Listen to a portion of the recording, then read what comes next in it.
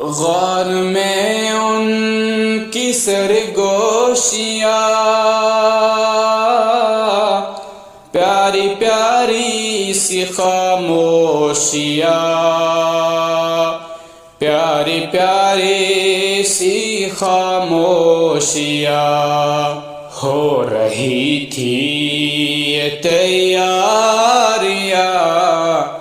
دین کی سروری کے لیے، ہو رہی تھی یہ تیاریاں دین کی سروری کے لیے، جن کا اعجاز قرآن ہے، جو فرشتوں کا مہمان ہے،